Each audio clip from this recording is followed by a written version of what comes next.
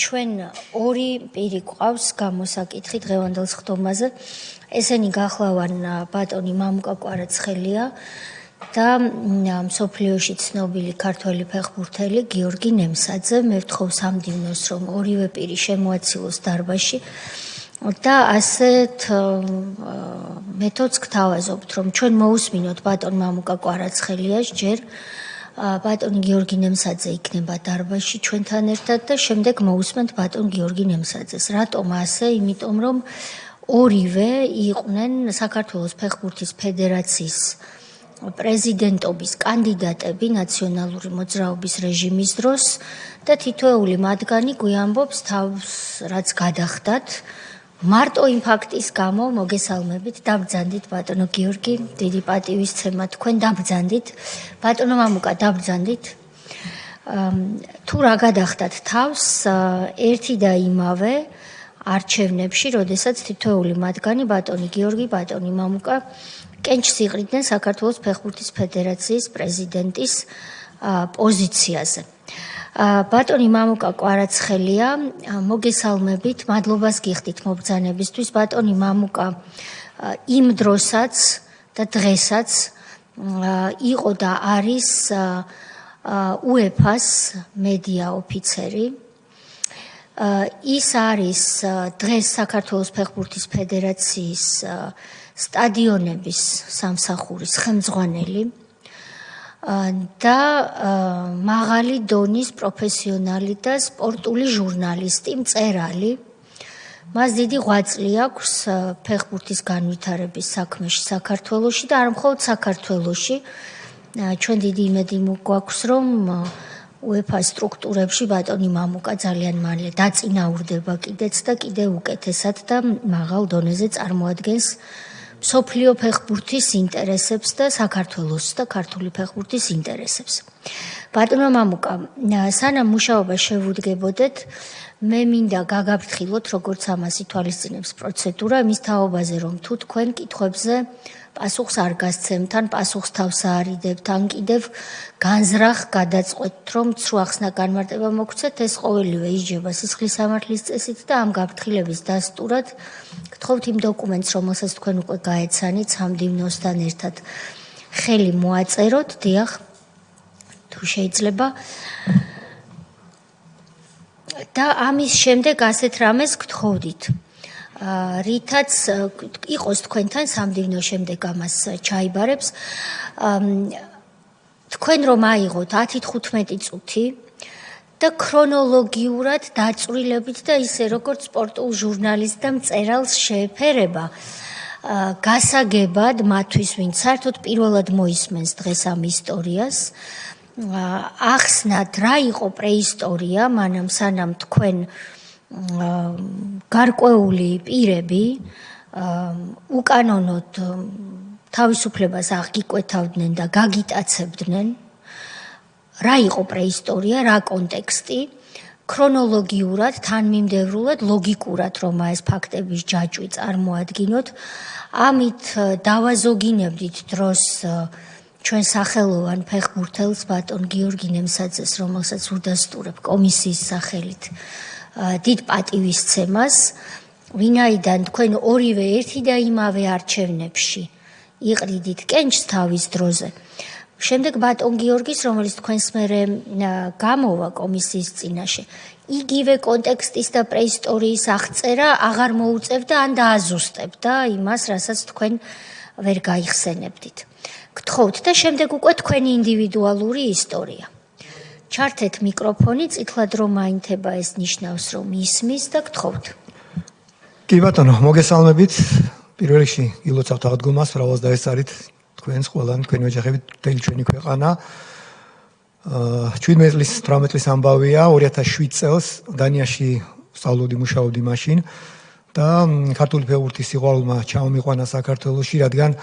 ზუსტად იმ პერიოდში საქართველოს ნაკრებმა დანიაში წავგო 6-1 და რომ დავინახე რა დღეშია ქართული ფეხბურთი გადავწყვიტე ჩამოსვლა. გავიარე სტაჟირება დანიის ფეხბურთის ფედერაციის პრეზიდენტთან და გენერალურ მდივანთან ჩემი მეგობრები იყვნენ და რატომ მქონდა ახლა ეს პრეტენზია 1990 წელს მაშინ სტუდენტი ვიყავი ახალგაზრდა ერთ-ერთი დამფუძნებული ვარ საქართველოს ფეხბურთის ფედერაციის გახსოვთ ალბათ საბჭოთა კავშირში ვიყავი ჯერ კიდევ როდესაც ფეხბურთის ფედერაცია გამოიყო ძალიან დიდი ადამიანები ზურაბ პეტრიაშვილი და ალიკო ჟღენტის ხელმძღვანელობით გავაკეთეთ ეს საქმე და პრეტენზიაც ჰქონდა და გამოცდილებაც ჰქონდა საკმარისი რომ რაღაცა ქართული ფეხბურთის მეღუნა და 2007-ში ჩამოვედი კენჭისყრაში მონაწილეობის მისაღებად და გავიგე რომ ჩემი მეგობარი და ჩვენი ნაკრების კაპიტანი გიორგი ნემსაძეც იყრიდა კენჭს და იყო მესამე კანდიდატურაც დიდი ნოდარ ახალკაციშვილი ნოდარ ახალკაცი უმცროსი რომელიც ძალიან განათლებული ძალიან ერუდირებული ახალგაზრდა კაცი იყო მუშაობდა გერმანიაში და ეს სამი კანდიდატურა ვიყავით ნუ გესმით ალბათ არჩევნები არ არის ჩემი ასახსნელი მოიგებს ის ვინც მეტყვას მოიგებს და რა თქმა უნდა მეც დავიწყე სიარული ჩემს მეგობრებთან რომლებსაც ხმის უფლება ჰქონდათ თუმცა უკვე რაღაცა გაუცხოების მაგვარი ვიგძენი იყო რამდენიმე დაპირება რამდენიმე ხმის რომელიც ზედარჩენებზე განოლდა ჩემი მხრიდან რადგან ზუსტად ვიცი რომ ქვეყნის პრეზიდენტის მაშინდელი პრეზიდენტის სააკაშვილის მხრიდან იყო ესე იგი დავალება რომ ჩემთვის არც ერთი ხმა არ მოეცათ და შემდეგ უკვე ბუნებრივია უკან აღარ დამიხევია მაინც ვაპირებდი ყრილობაზე მისვლას და სიმართლის თქმას თუმცა უკვე გზნობდი რომ ხმას ვერავინ ვერ მომცემდა რადგან წინა ღამეს ორ ამომრჩეველს ვესაუბრე და თეთრი ფერი ჰქონდათ და მაჩვენეს ტელეფონი იყო დარეკილები ზემდგომი ორგანოებიდან და ასე შემდეგ და ასე შემდეგ მე უთხარი მე თქვენ ცოდვას ვერ დავიდებ თქვენს ისაც გნებავთ იმას მიესით ხმა თქვენი ცოდვაში ნუ ჩამაყენებთ მეთქი მორწმუნე კაცი ვარ მეთქი გიორგიმ ძალიან იბრძოლა გიორგის ეხმარებოდა სერიოზული ჯგუფი ძალიან და მოიგო არჩევნები ჩვენ დავემშვიდობთ ხა მეგობრობათ მაგრამ საქმეა და დავემშვიდობთ ერთმანეთს არჩევნების შემდეგ და გიორგის ბოლო სიტყვა იყარო მე უშენოდ ვერ წავომიდგენია ქართული ფეხბურთის ფედერაცია და შენ გვერდზე უნდა იყო და მე ვთხარი კარი ნახოთ მეთქი და ესე დავემშვიდობთ ერთმანეთს და შევედით მეგობრებთან ერთად ერთ-ერთ კაფეში და ნახევარ-საათში დავინახეთ მოვისმინეთ ტელევიზორში ის რას მოვისმინეთ რომ გიორგი ნემსაძე რომელსაც მოიგო არჩევნები და მოიგო დიდი უპირატესობით გადადგა უпроსტად აპირებს გადადგომას რა თქმა უნდა ყველანი მიხვდით საიდან მოდიოდა ეს ყველაფერი ამის შემდეგ უკვე გავაგრძელებ ჩემ ისტორიას მე მივხვდი საიდან მოდიოდა ეს ყველაფერი რადგან დედამიწაზე არც ერთ ქვეყანაში არც ერთ ფედერაციაში არ მოხდა რა მსგავსი რამ პრეცედენტი არ ყოფილა ესეთი რომ არჩეული პრეზიდენტი გადამდგარიყოს და ჩარეული იყოს ხელმძღვანელობა არც ერთ ქვეყანაში არ მოხდა რა მსგავსი რამე არ დაფიქსირებულა საერთოდ და დავიწყე უკვე როგორც ჟურნალისტმა პრესით რადიოთი ტელევიზიით პირდაპირ ეთერებში ძალიან ბევრჯერ გამოსვლა ამის შესახებ და პირდაპირ მიხეილ სააკაშვილის სახელის დასახელება ამის შესახებ და შემდეგ უკვე ძალიან სერიოზული ოპოზიციური მოძრაობები წავიდა ძალიან დიდი დემონსტრაციები იყო გახსოვთ უკვე მეორე წელსაც გაგრძელდა ეს დემონსტრაციები და შიმშილობდი კიდევაც ერთი კვირა ვიშიმშილე პარლამენტის წინ ერთ-ერთ კარავში ხო და იქ საინტერესო რაღაცა მოხდა მე და მორაგბე ბიჭები ვიყავით ერთად და გვინდოდა ერთად ერთ კარავში დამჯდარიყავი და 4-4 სანაწილებდნენ და ის ვინც ანაწილებდა ეს კარგად მახსოვს რა გითხარ რომ არა ეგრე არ შეიძლებაო რა სხვადასხვა ადგილას და ვერ მივხვდით მაშინ რატო გადაგვანაწილეს სხვადასხვა ადგილას და მე მივხვდი ამას რა ერთი ყველა კარავში ერთი იყო ისა რა ქვია მაგას მოენე თუ მაგათი კაცი თუ რავი რაც გინდა და ჩამშვები თუ აგენტი დაარქვით რა ეს საიდან მივხვდი სტოვარი კაი ქართული სიტყვა სტოვარი ერთი იყო სტოვარი რა არის ვინ ანაწილებდა ვერ გეტყვით ვიღაც ჩაულებრივი ჩვენებური რო გვეგონა ეგეთი ტიპი ანაწილებდა და მორაგბეები იქით გაუშვა მე აქეთ გამიშვა და 4 ვიყავით კარავში და ლაპარაკობდით და ეხლა საიდან მივხვდი რომ ეს სტოვარი იყო მე უკვე როდესაც რამდენიმე ხნის წინ რომ დამამუშავეს კარგად რომ გამიტაცეს რასაც მე დეტალურად მოყვები თუ და გაინტერესებთ რა თქმა უნდა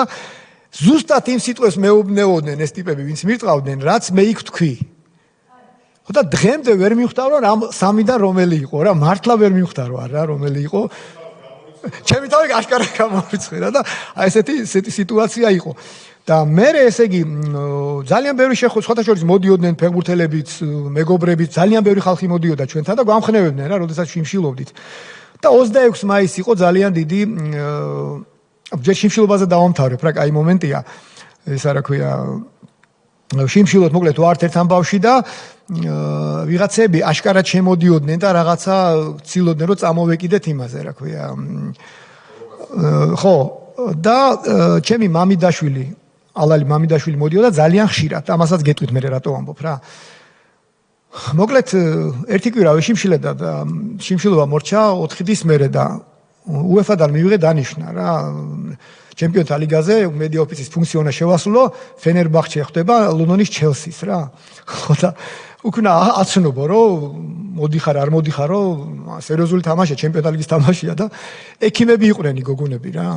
და ექიმებს ვკითხე მეთქი, ეხლა გადაფრენას გაუძლებ მეთქი, ამდენიმე დღეში მეთქი და ექიმებმა მითხეს თუ გინდა ცოცხალი დარჩეო, შიმშილობა შეწყვიტეო რა. და შევწყვიტე მე 7 დღეს სიმშილობა შევწყვიტე, რაღაცა გავიარეს ისენი რა, წყალი, სასითხები, რაღაცები და გადავფრინდა ჩვეულებრივად. ეს რომელი წელია რომ დაგვიზუსტოთ? 2007 წელია რა. 7 წელი, კი ბატონო. ხო და მოკლედ გაგრძელდა ეს ყველაფერი 2008 წელსაც. იყო ჩვეულებრივი დემონსტრაციები და 26 მაისს ძალიან ცნობილი დემონსტრაცია იყო 26 მაისს სოზარიც მონაწილეობდა. ხო და 26 მაისს დემონსტრანტთა ნაწილი ავიდა იქით ამ ხარეს რა ქვია ჩიტაძის ქუჩაა ხო ჩიტაძის ქუჩიდან შესასვლელი რომ არის პარლამენტში და იგი გისვასებია ჩვეულებრივი და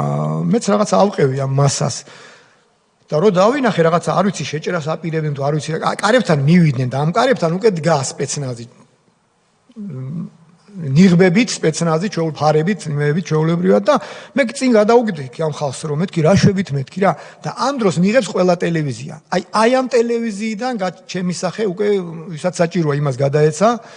და ამ ტელევიზიებიდან უკვე მე ის ერთი ბოლო ერთი კვირა 26 მაისს და 1 ივნის მოხდა ჩემი გატაცება რა 5-6 დღეა რა და უკვე ერთხელ პოლიციის მანქანამაც გამაჩერა და იმაში გაისმა კვარაცხელიაო ხო და ნომერი ჩაიწერეს მანქანის და 1 ივნის ჩემი მეგობარი ჩამოფრინდა შოთა აროლაძის თამაშზე ჩვენი გიორგის მონაწილეობდა იმ თამაშში შოთა აროლაძის გასაცილებელი თამაში იყო გაცილების მატჩი იყო ძალიან ცნობილი ფეხბურთელები ჩამოვიდნენ და ჩემს ჟურნალის რუს მეგობარს უნდა დავხვედროდი მითხრა საათი მანქანა გარეთ მეყენა Mitsubishi Pajero მყავდა მაშინ და დაურეკე ჩემ მეგობარს ჩამოვებიდიო მეთქი 5 წუთში მან დავარმეთი უკვე შავი ზღვის ქუჩაზე ვარ იცით ახლა ეს აეროპორტთან ასახვევი და როგორც კი აუხვიე დიდი შავი უნომრო ჯიპი აშკარად მეჯახება რა და მეთქი ტყვა მთრალია ვიღაცა და გვერდზე გადავაყენე მანქანა შავი ზღვის ქუჩაზე აი შუქნიშანთან გახვალ თუ არა და სანამე გადავაყენებდი 4 მეტრიანი ტიპი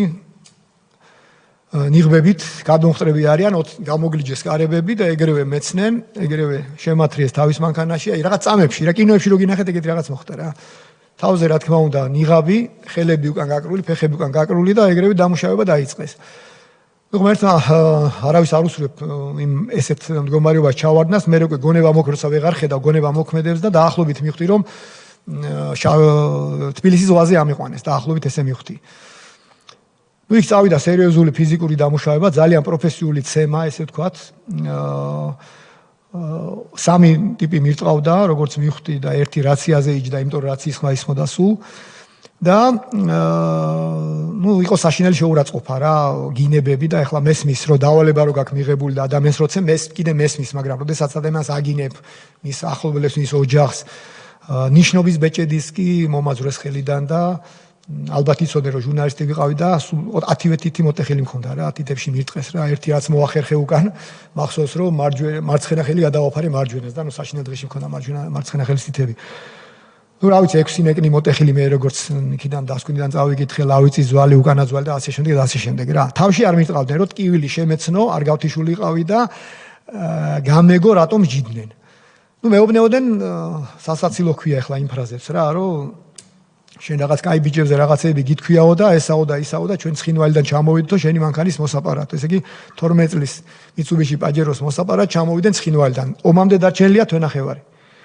ჩიტი ვერ შეფრინდება ცხინვალში და აქეთ გესმით ახლა რა პერიოდია რა მოკლედ აი ესეთი მდგომარეობა და თან შეიძლება იღებდნენ კიდევაც რადგან მე მივხვდი რომ ცოტა ხანს რომ გაუძალიანდი რა ხმას არ ვიღებდი ვითმენდით კიუს და მე მივხვდი რომ ამათ უნდოდა პირიქით რომ აი მე ხვეწრა რომ ბიჭებო არ მომკლად და რაღაცა და მაგას მივხვდი რა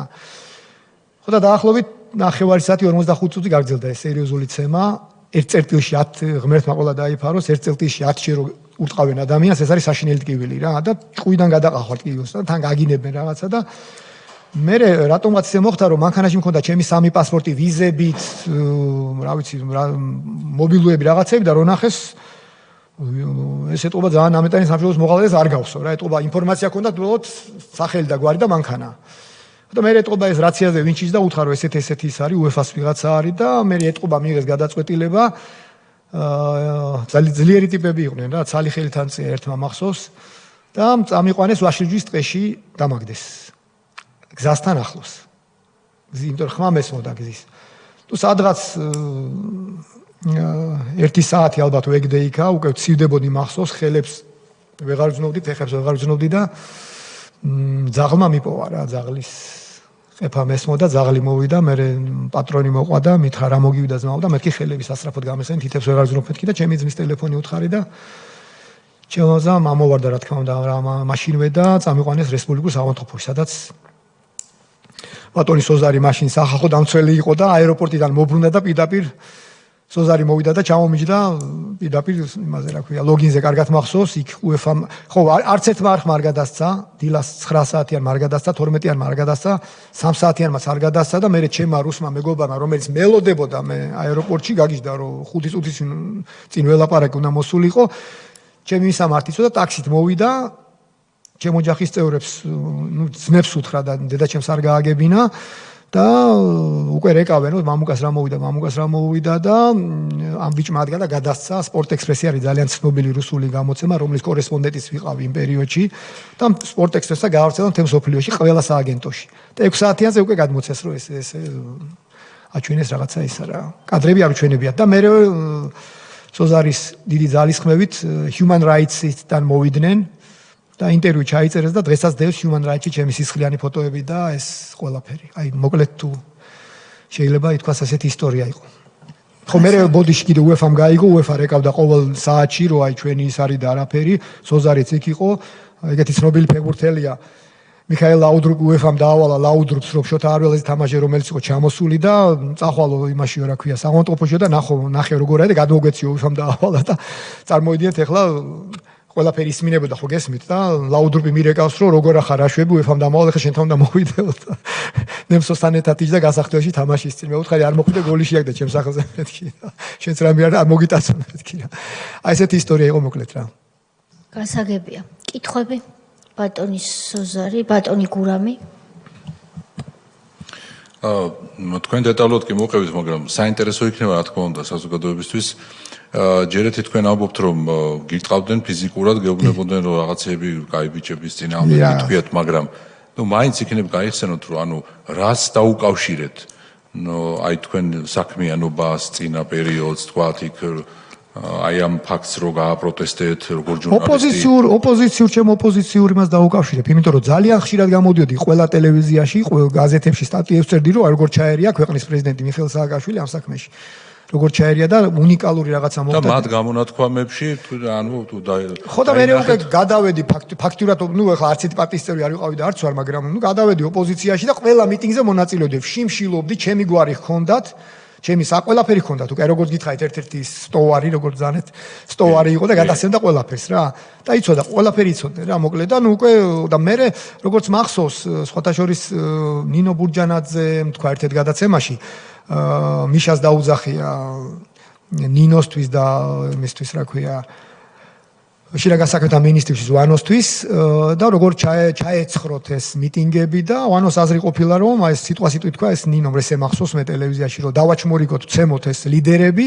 რადგან დაჩმორიგებული ლიდერი ვერ იქნებაო და იმ პერიოდში პირველიდან სამინისტრამდე 15 კაცი ნუ არ ვიცი რამდენად ლიდერი ვიყავი ასად არ ფიქსირდებოდი უბრალოდ ყველა მიტინგზე ვიყავი ხოლმე და 15 კაცი ვცემეს რა და აგერ წამოგიღეთ კიდევაც ამერიკის კონგრესშია გაგზავნილი სოზარის მიერ გაგზავნილი საბუთებია ყველას გვარებია ამ 15 კაცის გიორგი თავდგირიძე თუ გახსოვთ ძალიან სერიოზული სამხედრო ექსპერტი იყო და საოცრად გაუსწორდნენ გიორგის აი ძალიან ცემეს გიორგი და ასე შემდეგ აი ამ 40 წუთის განმავლობაში რამეს გეუბნებოდნენ აი მაგას მეუბნებოდნენ რა ანუ კვალის დაფარვის მიზნით რა რომ ესე იგი მანქანის მოსაყარად ჩამოვიდნენ ოსეთიდან არიან და ასე შემდეგ და მე კიდე თუ აი მე მაგას გეტყვით ალბათ თქვენს გექნება კითხვები გამოძიებაზე და მაგასაც გეტყვით გამოძიების კომიკურობას რა გამოძიება ამ გატაცებასთან დაკავშირებით. გატაცებას რა თქმა უნდა საქმე აღიძრა. მაინტერესებდა თქვენ რო თქვით გამოაცხადეს 6 საათიანშიო და აი რა გამოაცხადეს მე აი როგორ აღწერეს. ნუ UEFA-ს მედია ოფიცერი galახეს და ასე შემდეგ მოიტაცეს და galახეს და რაღაც არ მოკლეთ რა. სხვათა შორის რა, იმიტომ რომ ვერ გაბედავდნენ ტელევიზორ, როგორ გაბედავდნენ მაშინ აბა. მიშას წინააღმდეგ ეგეთ რაღაცების იმას. მე პირდაპირ ხელს ვადებდი რომ აქედან. კი ბატონო, და ისე მე ეს გამოძიება კომიკური იყო, ესე იგი რამდენიმე დღე ვიწეგი, 4 დღე ვიწეგი რეანიმაციაში, მე სახლში გავაგრძელე მკურნალობა. მე გამოძიებელი მოვიდა ბუნებრივია და ნუ როგორც მესის მე არა პროფესიონალი, მაგრამ ლოგიკურად უნდა ახვიდე ადამიანი და ნახო ის ადგილი და ის სკოჩები ასე ვთქვათ უნდა ანახოთ ითის ანაბეჭდები ალბათ ხო ლოგიკურია. ალბათ ლოგიკურია ის რომ ჩემ გატაცებულ მობილურიდან ურეკავდნენ ჩემი ანებს ოჯახის წევრებს და ეუბნებდნენ მანქანა თუ გინდა წაიყვანოთ $3000 ჩამოიტანეთ ცხინვალში და წაიყვანეთ. ნუ გასაგებია რომ სასაცილო იყო ეს ამბავი, რადგან რუსულად ლაპარაკებოდნენ, რადგან ცხინვალში ჩიტი ვერ შემოფრინდებოდა, მაშინ თვენახევარში ომი დაიწყო რა აგვისტოში. ხო და არც ვეუბნეოდი ამას გამომძიებლებს და არც დაინტერესებულან რომ ხო იცით ახლა რა ადვილია როდესაც გირეკავს მობილური აღმოაჩინო ის მობილური სად არის არც დაინტერესებულა და ყველაზე მესამე ყველაზე კომიკური და საოცარი რამე რა ჩემს გატაცებულ მანქანას ეძებდნენ სხვა ნომრით სხვა ნომერს ეძებდნენ ანუ ძიებაში იყო ჩასული სხვა ნომერი ჩემი მანქანა იყო PLP 0 და LPL 0-ს ეძებდნენ თუ პირიქით რა მნიშვნელობა აქვს მაგას მოკლედ რა ანუ საიდან გავიგე 6 თვის მერე ვიღაცა კაცმა და ამერიკა რომ შენი ყოფილა ნომერო და მანქანა ვიყიდეო ჩემი ახალი მანქანა და მაგ ნომრის აღებამი და თქვენი ყოფილაო და არ იყენებთო და დამითმეთო და მეთქი ეგ არ არის ჩემი ნომერი მეთქი როგორ გამოძიებაში არისო ამომიგდო იმანო და ნუ მაშინ მივხვდი რომ ესეთი მომენტი ანუ მანქანა დაიბრუნეთ არა მანქანა დღემდე დაკარგულია 17 წელი მანქანა დაკარგულია და არც არავინ დაუკავებიათ ამ საქმესთან დაკავშირებით გასაგებია ვინც შეიძლება ვინც მონაწილეობდა თავდასხმაში ისინი იძიებდნენ და ეხლა რაზე ალაპარაკი ბატონო მამუკა ხო თქვენ ახსენეთ რომ როდესაც არც არჩევნო პერიოდი მიმდინარეობდა ფეხბურთის ფედერაციაში შეხვდით თქვენი მეგობრებს რომლებიც თქვენ გიჭერდნენ მხარს ესე სიტუიერად და გვერდში გედგნენ მაგრამ აღნიშნეთ რომ განახეს ტელეფონები რომ დარეგილები იყო ხო არ გახსოვთ ან ხო არ იცით ვისი დარეგილები იყო ამ ნომერზე? ვისი დარეგილები არ ვერ გეტყვით, იმიტომ რომ იმით იყო რა ქვია. გაში შიფრით იყო დარეგილი. მაგრამ იქიდან გამომდინე სახლში ავაკითხე. ხო არ უთქვამთ თქვენთვის რომ აი ამან და პირდაპირ არა გვარი არ მითხეს რა თქმა უნდა ვინ დაურეკა, მაგრამ დაურეკეს იმ ორგანოებიდან, რომელიც კურირებდნენ ქვეყანას და არჩევნებს და იმ ადამიანების სახის ფერიდან გამომდინარე და ორგანოები იყო ეს ვინც კურირებდა. უშიშროება ალბათ ხო ალბათ სხვა იმიტომ რომ უშიშროება კურირებდა რა თქმა უნდა არჩევნებს კი ბატონო იმიტომ რომ პირდაპირ მიშას დავალებული იყო და ერთ-ერთმა მანახა რა თქმა უნდა გვარებს არ გეტყვით ჩემი მეგობრების ისინი მე შეუნდე და შესანდობიც იყო და უფალმა შეუნდოს ერთმა პირდაპირ მანახა ერთ-ერთი იყო ბიზნესმენი და პირდაპირ მანახა თუ არ ვწდები ადეიშვილის უწყების მიერ გამოგზავნილი თუ არ ვწდები საბუთი რომ მის ფირმაში აპირებდნენ შემოსვლას შესამოწმებლად და ეხლა ადეიშვილის შემოსვლა რა იყო კარგად გასულთ ალბათ ყველას ვინც მაშინ ასე თუ ისე ბიზნესთან ახლოს ის ჰქონდათ ხო და რა მე უთხარი კარგად ზედ არჩევნების წინ და მე უთხარი რას მელაპარაკები არ გაბედო არაფერი რამე არ დაგიშავნდა ცოდვა არ იმასაც ცოდვაში არ ჩამითვალო მეც მეთქი რა და პირიქით რა როგორც შენი სინთეზი არ ვთქვა როგორც შენი გადარჩენის ინსტინქტი იგარახებს ისე გააკეთე მეთქი და ესეც მოიცენის ბიჭები და ღმერთმა ჯამთელად ამყოფთ მაგრამ გადარჩენ მადლობა ღმერთს გადარჩენ კი თქვენთან პირადად არ გამოსულა არავინ არა ჩემთან იცოდნენ რომ მე არაფერზე არა ჩემთან აზრი არ ქონდა იცოდნენ მიცნობდნენ საკმაოდ კარგად მიცნობდნენ რა გასაგებია ესე იგი შინაგან საქმეთა სამინისტრო იყო ჩარეული ლოგიკურად კი იმიტომ რომ ვანოს დაავალეს და თუ ესე აღნიშნეს იმ ხალხმა ვინც აი მე ქალბატონ ნინოს ის მახსოვს რა რომ ესე თქვა და მე დავაკავშირე იმას რომ ზუსტად ეგრე იყო 15 კაცი ვცემეს იმ სამ დღეში რა ერთი და იგივე სცენარი იყო აბსოლუტურად რა 4 კაცი მანქანით შავი ჯიპით უნემრო ჯიპით და ეს საჩვეულებრივად რა მადლობა კითხვები თუ არა ის კიდე პატარა გაგრძელებას მოვყვები ერთი კითხვა მაქვს და შემდეგ გაგრძელება რომ მოყვეთ რაცია ახსენეთ თქვენ კი რაცია იყო თუ მობილური ტელეფონი რაცია იყო აშკარად რაციის სპეციფიკური ხმა იყო რაციის და ხომ არ გესმოდათ რაცია არა არ მესმოდა იმიტომ რომ ბუნებრივია ჩემს გასაგონად არ ილაპარაკებდნენ იმას შესაბამისი აპარატურა ექნებოდა და ის ისმენდა, ვისაც ეუბნებოდნენ. იმიტომ რომ კარგად მახსოვს, რომ ყველა დეტალი მახსოვს რა ფაქტიურად, იმიტომ რომ ღმერთმა ნურავინ უჩაგდოს ესე დღეში, სიკვდილის სიცოცხლეს რომ იმას ქნე რა უყურებთ. ხო და მაშინ მახსოვს, რომ ბოლოს რომ დარეკეს, უკვე კაი ხანს ელაპარაკნენ, ეთყობა რაღაცა უთხრეს და მაშინ გადაწყვიტეს, რომ ჩემი გადაყვანა სხვაგან რა. აი ეს კარგად მახსოვს რა. რაც ის სპეციფიკური ხმები იყო რა. ბატონი ალეკო. თქვენ თქვით თქვენი საუბრისას მოგესალმებით ბატონო, რომ ნათესავთან დაკავშირებით გეტყვით. კი, ახლა მაგის თქმას ვაპირებდით, სწორედ. ესე იგი, გადის აქედან, გამოვედი საავადმყოფოდან, დავიწყე კიდე სტატიების წერა, კიდე ესე იგი რაღაცეების ტელევიზორში სხვათა შორის გამოვედი და ჩემი ალალი მამიდაშვილი, რომელიც ჩემთან ხშირად სტუმრობდა სოფლიდან იყო, სამეგრელოდან, წალენჯიხის სოფელი საჩინო ეგეთი, მოვიდა ჩემთან. ძალიან ისეთი ვიზიტი იყო მოულოდნელი რა, რომ არ ელოდები არც დროს და არც იმას და მეთქი რა მოგივიდა, მეთქი სახეს შეშლილი ქონდა და დამიჭირესო, იმაზეო რა ქვია, ტყვის სანაპიროსთან ამიყვანესო, გარდაცვლილია ეს ბიჭი ღმერთმა აცხონოს. გია და დამიჭირეს ჩამსოს მანქანაშიო, მობილური ეგრევე გადამიგდეს ტყუარშიო, წამიყვანესო, შემამოწმეს ნარკომანი ხომ არ არისო და ვინც მომწვენდო, ეუბნეონე რომ ჩაწერეო, რომ ისინი გადაირენ როგორ ჩაწერთო კაცს, არაფერი არა აქვს და როგორ ჩაწერთო. მე მამუშავე არ უცემი ვარო, მამუშავებდნენო, რაღაცას მეუბნეონენო და წამიყვანეს მე ერთ-ერთ სამართლოშიო, ვერ იხსენებს რომ სამართლოს სარდაფში ჩამიყვანესო და მითხრესო რომ ვიცითო რომ შენი ბიძაშვილია ვამგვაკვარაცხელიაო,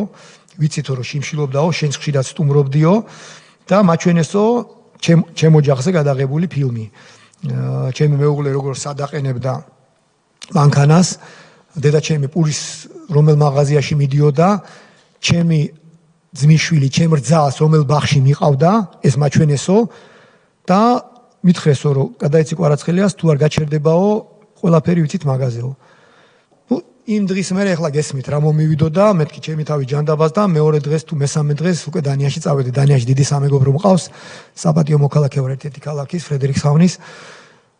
და მეგობრებთან ჩავედი რომ მეთქი უკვე სხვა გზა არ მქონდა რა, რომ მეთქი ოჯახის წევრებს რამე არ დაეშავებინათ და იქ მერე შემომთავაზე დანის მოქალაქეობა, არ ვიცი საბედნიეროდ სამწუხაროდ არ დავრჩი 6 თვეში მაზრებდნენ დანიურ პასპორტს და აღარ დავრჩი და მზარ მინდოდა ჩამოსვლა რომ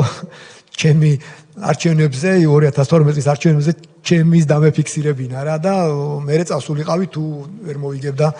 თქვათ ქართული ოცნება და მოხდა ისე რომ მოვიგეთ. ესე იგი, ეს ყველაფერი დაიწყო იმის გამო, მხოლოდ რომ თქვენ დააფიქსირეთ თქვენი პოზიცია, რომ ფეხბურთის ფედერაციის არჩევნებზე უნდა ყოფილიყავით ერთ-ერთი კანდიდატი. პოლიტიკურად აქტიური თქვენ არ იყავით?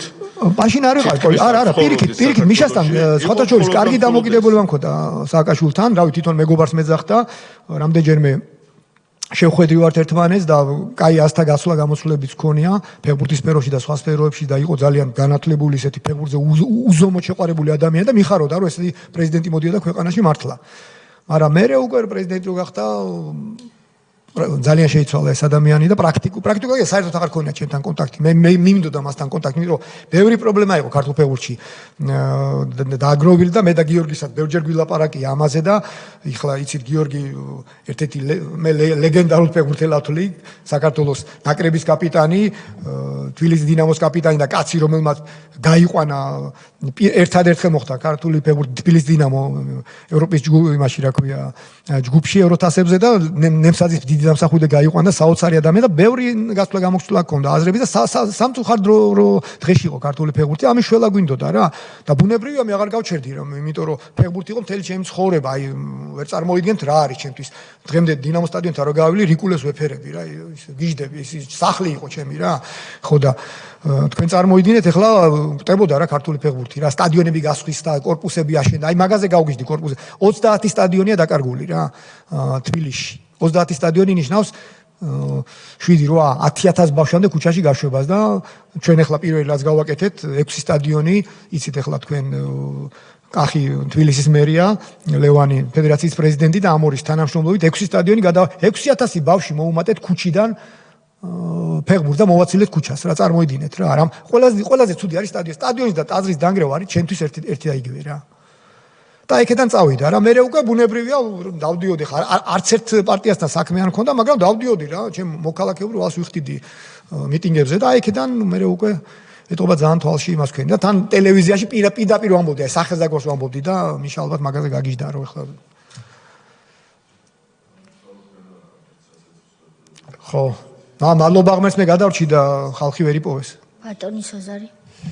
მე მგონი ყოველთვის ნათელია ყველაფერი, მაგრამ მაინც რო დავაზუსტოთ რა. კი ბატონო. ეს ჩვენი მაყურებლისთვის. გირეკავდნენ მანქანის დაბრუნებაზე, ვითომ არა, მე არ მირეკავდნენ, ჩემი მობილურიდან რეკავდნენ. ჩემი მობილურზე ხო იყვნენ ჩემი ოჯახის წევრების ტელეფონები. ჩემი მობილურიდან ურეკავდნენ 3 დღე, სანამ მობილური დაჯდებოდა, ურეკავდნენ ჩემი ოჯახის წევრებს და ეუბნეოდნენ 3 დღე რუსულად ეუბნეოდნენ, რომ თქვენი მანქანა, შენი მანქანა გადაყვანილია ცხინვალში, ჩამოიტანე $3,000 თანხაც მახსოვს და მოგიტაცეს ისინი ქართულად ლაპარაკობდნენ ჩვეულებრივად. არანაირი ასე ალაპარაკ. გასაგებია თან რა ადგილას მოხდა ერთ-ერთი ყველაზე ისეთი ქუჩა, სადაც ყველაზე ბევრი მანქანა დადის. კამერები, მანქანა, სხვათა შორის კამერების, ხო, კამერებიც არ ამოიღეს, ერთ-ერთი ფაქტი იყო იმაზე. კამერებიც არ ამოიღეს. ისე სწრაფად გაიარა მანქანამო, შუქნიშანია რა, შუქნიშანია. გავაჩერე კარგად მახსოვს და წვანე რუაინთო რამდენიმე წამის მერე წავედი და ისე სწრაფად გაიარა, ზუსტად მახსოვს სიტყვები გამოძებლის. ისე სწრაფად გაიარა მანქანამ ნომერი ვერ დავაფიქსირეთო რა. კარგი, კითხვები ხომ არ არის? დიდი მადლობა ბატონო მამუკა. მადლობა თქვენ რომ თუ თქვენ დაუბრუნდით ამ საქმეს. თუ თქვენ თანახმა იქნებით, რომ გაუცვალოთ ბატონ გიორგის ადგილი,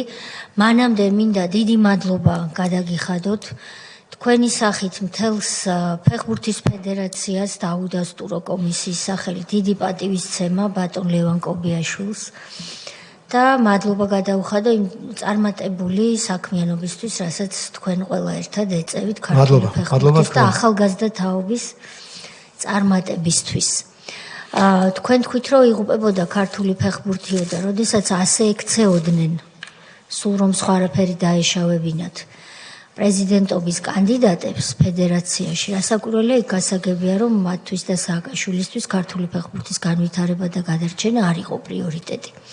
მადლობა რომ ახლა თქვენ ყველამ ერთად ბატონი ლევანის ხელმძღვანელობით შეძელით რომ სრულიად საპირისპირო შედეგი არის სახეზე. მადლობა.